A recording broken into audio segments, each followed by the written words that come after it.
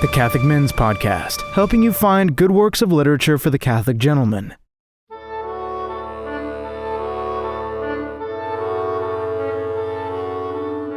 Unsolved Mysteries of World War II by Michael Fitzgerald. The Man Who Never Was. Operation Mincemeat was the code name for the most successful disinformation project ever undertaken by the British. It deceived the Germans into believing that the Allies planned to invade Greece, the Balkans, and Sardinia in 1943, rather than their real invasion target of Sicily. The idea for mincemeat originated on the 29th of September 1939 with a memo drafted by Ian Fleming. During World War II, the British author and creator of James Bond worked for British naval intelligence. He suggested planting false papers on a corpse that would be discovered by the enemy. In 1942, the British tried out this ruse. Immediately prior to the Battle of Alam el Halfa, a dead body was placed in a scout car that was blown up. It contained a deliberately misleading map pretending to show the locations of British minefields. The Germans swallowed the trick, and their tanks became trapped in the desert sand. Charles Camondelly of MI5 and Ewan Montague of Naval Intelligence resurrected Fleming's idea and began to examine ways of making it work. At the Casablanca Conference in January 1943, the Allies agreed to invade Sicily by July of that year, but Churchill favored deceiving the Germans about the target. The plan was greatly assisted by Hitler's nervousness about the Balkans. The bulk of German oil and other raw materials came from that region, and if he lost control of those supplies, his military position would be fatally weakened.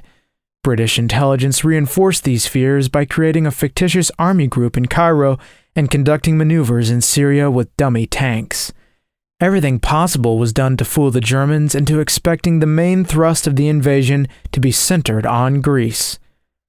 Montague believed that Fleming's suggestion of planting false documents on a corpse could create additional ammunition for this deception. He therefore approached the leading pathologist, Sir Bernard Spilsbury, for technical advice on how to plant and prepare the corpse for discovery, as well as information about the type of corpse that would be needed. The original plan was to drop the body from an aircraft and pretend that the man had died in a plane crash. Spilsbury pointed out that victims of air crashes often died from shock, so their lungs might not be full of water. He also stressed the Spanish dislike of post-mortems and the fact that the cause of death was not always obvious in an autopsy.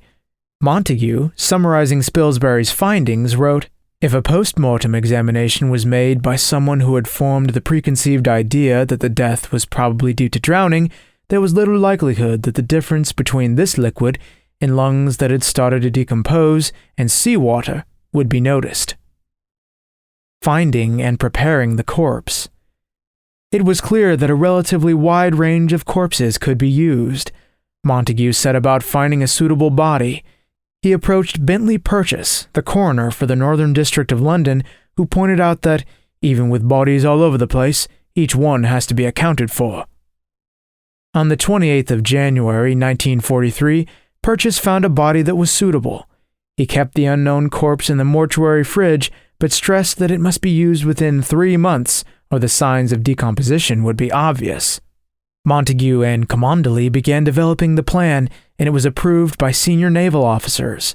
They started to create a fictitious identity for the corpse, choosing to call him Captain Acting Major William Martin. He was described as a Royal Marine on attachment to Combined Operations Headquarters. The name was chosen because there were several serving Marines called Martin, and his assigned rank made him important enough to carry secret documents, but not senior enough to be widely known. An MI5 clerk called Jean Leslie posed as his fictitious fiancée, Pam. 2 love letters were also written on her behalf. A fake receipt for a diamond engagement ring, letters from his father, and a demand from the bank for payment of an overdraft were added to the fictitious dossier to give Martin greater credibility. Various other personal items were added to provide a complete fictitious itinerary for him from the 18th of April to the 24th. One problem was creating a photograph for his identity card. Attempts were made to take pictures of the corpse, but it was impossible to disguise the fact that they were photographs of a dead body. Finally, an MI5 operative who resembled the corpse was found, and his picture was used for Martin's identity card. The cards then needed to be given the appearance of age, so Montague decided to rub them repeatedly on his trousers. Camondolee was approximately the same height and build, so he wore the corpse's uniform to create a lived-in impression. Once these problems had been resolved, it was necessary to decide on the contents of the false papers. Montague believed that it was essential for the documents to name Sicily while making it clear that the island was a cover for the real invasion site. Planting the body. After they had prepared the deception, Montague and Camondolee considered the most practical method of planting the corpse. They examined the west coast of Spain, Portugal, and the south of France, but all were ruled out. In the end, Huelva on the southern coast of Spain was selected as Martin's destination. There were 3 points that made Huelva the final choice. One was that the tides and currents in the area made it more likely that the body would land where it needed to be found. Another was that, as Montague wrote later, there was a very active German agent who had excellent contacts with certain Spaniards. The third reason was that the British vice-consul was a reliable and helpful man. After considering aircraft drops and the use of ships, the decision was taken to use a submarine to dispose of the body in the desired location. Martin was placed inside an airtight canister, which was then filled with 21 pounds of dry ice before being sealed up. By expelling the oxygen, this allowed the corpse to remain fresh without being refrigerated. The submarine Seraph sailed on the 19th of April, 1943, with its cargo, reaching the coast of Huelva on the 29th of April. Early next morning, it surfaced while the crew opened the canister and lowered the body into the sea. Later that morning, the body was discovered by a Spanish fisherman. Soldiers were summoned and it was taken to Huelva. The British vice-consul reported to the Admiralty that the body of a British officer had been found with a briefcase. There followed various messages between the vice-consul and the Admiralty, all using a code which the British knew that the Germans had broken. These messages stressed how important it was for the vice-consul to recover the briefcase. Swallowing the bait. The following day, 2 Spanish doctors performed an autopsy on the body in the presence of the vice-consul, who encouraged them to conclude the proceedings quickly. They signed the death certificates for Major William Martin and recorded the cause of his death as drowning. Martin was buried with full military honors the following day. The briefcase was held by the Spanish Navy, who refused to hand it over to the Germans, and on the 5th of May it was transferred to naval headquarters at San Fernando, where its contents were photographed. The letters had not been opened at this stage. Once the briefcase reached Madrid, a personal request was made to the Spanish government by Admiral Canaris to allow the Germans to have the documents. The Spanish removed the contents of the letters by winding the wet paper tightly across a probe and pulling it out of the envelopes gently. Then they dried and photographed the letters before soaking them in salt water and resealing them. On the 8th of May, the Germans received copies of all the documents in the briefcase. An agent took them to Germany to deliver them personally. On the 11th of May, everything was returned to the vice-consul. When the letters arrived in London, British intelligence saw that they had been opened and read. Another cable using the code which the Germans had already broken was sent back to the vice-consul, stating that nothing had been tampered with. He made sure that pro-Nazi Spaniards received this information. Then, on the 14th of May, the British intercepted a German communication warning that the main Allied invasion would take place in the Balkans. Montague published Major Martin in the list of British casualties in The Times for the 4th of June. The same day saw Admiral Donitz meet Hitler to discuss the situation. He declared, "The Führer does not agree that the most likely invasion point is Sicily.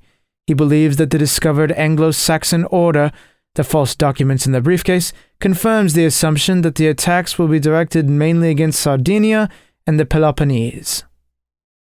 Hitler declared that Corsica, Sardinia, and Greece would be defended at all costs. He transferred a panzer division to Salonika, doubled German troop strength in Sardinia, and provided them with fighter aircraft as support. 2 more panzer divisions were moved from Russia to the Balkans, and U-boats were relocated from Sicily to Greece. 7 German divisions were sent to Greece and a further 10 to the Balkans. Hitler continued to regard this as a diversionary bluff until almost the end of July and sent Rommel to Salonika to resist the expected main assault.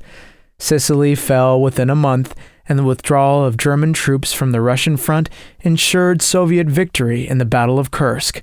Operation Mincemeat had been a triumph of deception, and the corpse had helped turn the tide of the war. Now for the mystery.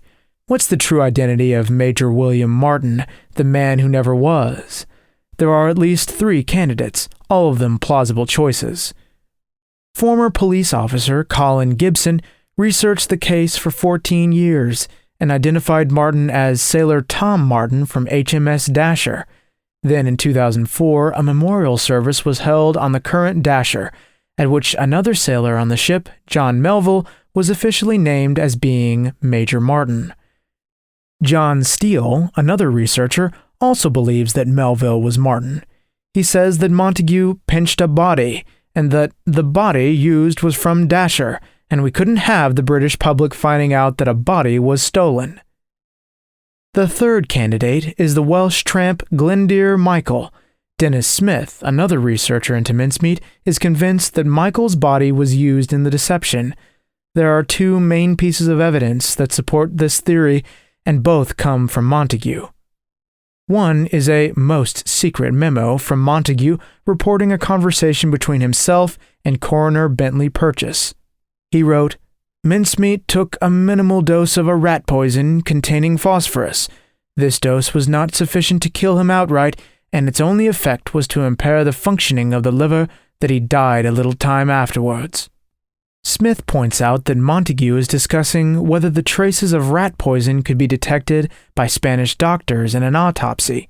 He says, "The person buried in Spain died from taking rat poison, not drowning, and therefore it is Glendir Michael."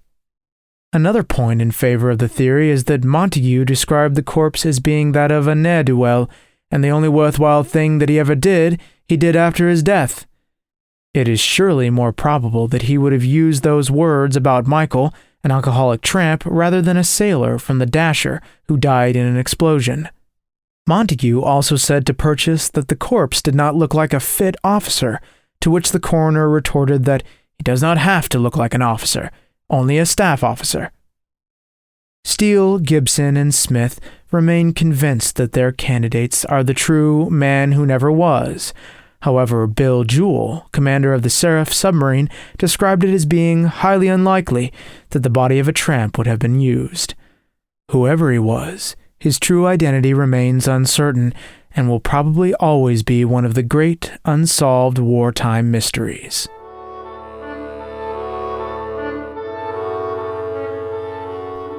Bonus story: The Curse of Timur's Tomb. The Mongol chief Timur, immortalized by Christopher Marlowe in Tamerlane the Great, was a ruthless warlord who conquered vast swaths of territory. In India, he built a pyramid out of 70,000 human skulls. It is claimed that he killed around 17 million people, although this is probably an exaggerated figure. When he died, he was laid to rest in a mausoleum that is considered an outstanding example of Mongol architecture. Some of its features were replicated on the later Taj Mahal. His final resting place is in what is now Uzbekistan. Today, only the tomb's foundations, one of the 4 original minarets, and the entrance remain. There are 2 inscriptions on the tomb. The first, written on the tombstone, says, "When I rise from the dead, the world shall tremble." And the second, this time inside the tomb, proclaims, "Whosoever disturbs my tomb will unleash an invader more terrible than I." This second inscription gave rise to the legend of the Curse of Timur's Tomb. Stalin ordered Timur's tomb to be opened in 1941, and 2 days later Operation Barbarossa began. The Nazis invaded the Soviet Union and initially carried all before them. 3 elderly men warned the excavator of the tomb of Timur's curse, but no notice was taken. The continued failure of the Russians to hurl back the Germans led Stalin to reconsider.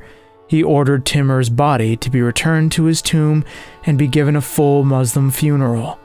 In December 1942, his corpse went back to its resting place, and from that time onwards, the tide of war began to turn, and the Nazis were gradually defeated.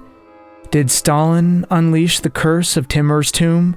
Did his actions in returning the body of the conqueror to its mausoleum change the course of the war? Coincidence or not, it is a fascinating sidelight on World War II. Thank you all for listening, and Godspeed.